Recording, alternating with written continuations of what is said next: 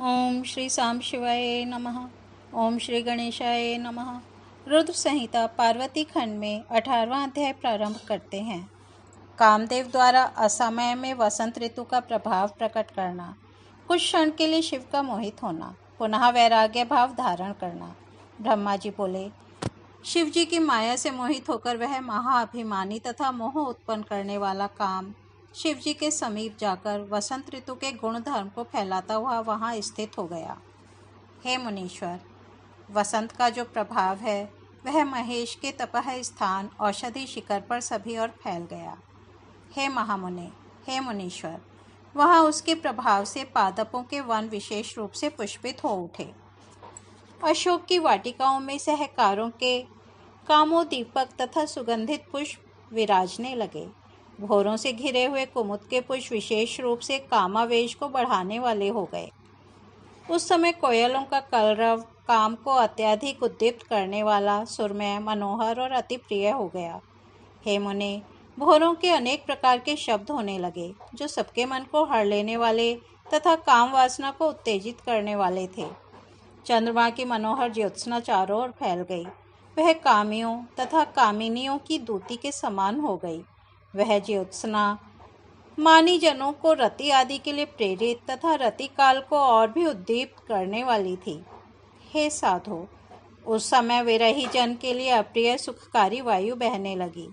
इस प्रकार कामावेश को बढ़ाने वाला वह वसंत का विस्तार वहाँ वन में रहने वाले मुनियों के लिए भी अत्यंत असह्य हो गया।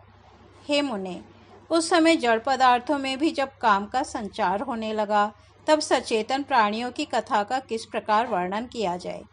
इस प्रकार सभी प्राणियों के लिए काम को उद्दीप्त करने वाले उस वसंत ने अपना अत्यंत दुस्सह प्रभाव उत्पन्न किया। हे तात, तब अपनी लीला के लिए शरीर धारण करने वाले प्रभु शंकर ने असमय में उस वसंत के प्रभाव को देखकर इसे महान आश्चर्य समझा। इसके बाद लीला करने वाले तथा दुख हरण करने वाले परम संयमी प्रभु शिव परम दुष्कर तपस्या करने लगे। तदनंतर वहां वसंत के फैल जाने पर रति सहित वह काम आम्र मंजरी का बाण चढ़ाकर उनके बाईं ओर खड़ा हो गया और प्राणियों को मोहित करता हुआ अपना प्रभाव फैलाने लगा। उस समय रति सहित काम को देखकर भला कौन प्राणी मोहित ना हुआ। इस प्रकार उनके काम क्रीड़ा में प्रवृत्त हो जाने पर श्रृंगार भी हाव भाव से युक्त होकर अपने गणों के साथ शिवजी के समीप पहुंचा।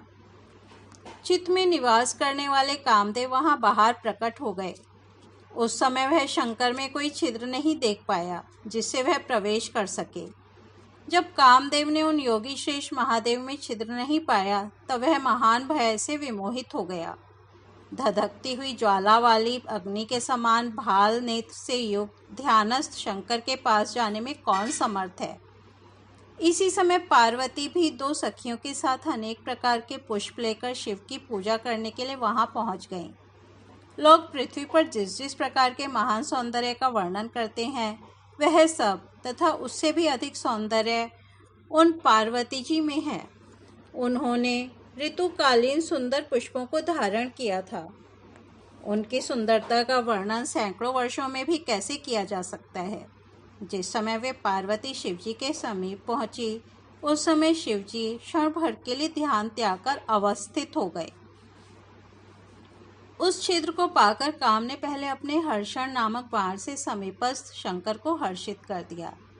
हे मुने, उस समय पार्वती भी श्रृंगार एवं भावों से युक्त होकर मलयानिल के साथ मानो काम की सहायता करने के लिए शिव के सन्निकट गई हुई थीं।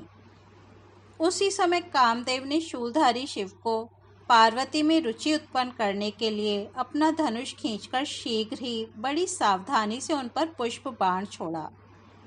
जिस प्रकार पार्वती नित्य निरंतर शिवजी के पास आती थीं, उसी प्रकार आकर उन्हें प्रणाम करके उनकी पूजा कर वे उनके सामने खड़ी हो गईं। उस समय प्रभु शंकर ने स्त्री स्वभाववश लज्जा के कारण अपने अंगों को ढकती हुई इन पार्वती को वहां देखा। हे मुने, पूर्व समय में पार्वती को ब्रह्मा के द्वारा दिए गए वरदान का भली भांति स्मरण करके प्रभु शिव भी प्रसन्नतापूर्वक उनके अंगों का वर्णन करने लगे। शिवजी बोले, यह मुख है, यह चंद्रमा। वे नेत्र हैं अथवा दो कमल, और ये दोनों भ्रिकुटी हैं या महात्मा कामदेव के धनुष। यह अधर है अथवा बिंब फल, यह नासिका है या तोते की चोंच है, यह स्वर है या कोकिल की मनोहर कोक है, और यह मध्य भाग कमर है या वेदी है। इसकी चाल का क्या वर्णन किया जाए, इसके रूप का क्या वर्णन किया जाए, और इसके पुष्पों तथा वस्त्रों का भी क्या वर्णन किया जाए। सृष्टि में जितनी उत्तम सुंदरता है वह एकत्रित कर इसमें रचती गई है। इसके सभी अंग सब प्रकार से रमणीय हैं, इसमें संदेह नहीं है। अहो, अद्भुत रूप वाली यह पार्वती धन्य है। तीनों लोकों में इसके समान सुंदर रूप वाली कोई भी स्त्री नहीं है। अद्भुत अंगों को धारण करने वाली यह लावण्य की निधि है। यह मुनियों को भी मोहने वाली और महासुख को बढ़ाने वाली है। ब्रह्मा जी बोले। इस प्रकार बार बार उनके अंगों का वर्णन करके शिवजी ब्रह्मा को दिए गए वरदान का स्मरण कर मौन हो गए। उस समय ज्यों ही शंकर जी ने उनके वस्त्रों का स्पर्श किया, वे पार्वती स्त्री स्वभाव के कारण लज्जित होकर कुछ दूर चली गईं। हे मुने, अपने अंगों को छिपाती हुई तथा तीक्ष्ण कटाक्षों से बार बार शिवजी की ओर देखती हुई वे शिवा महामोद के कारण मुस्कुराने लगीं।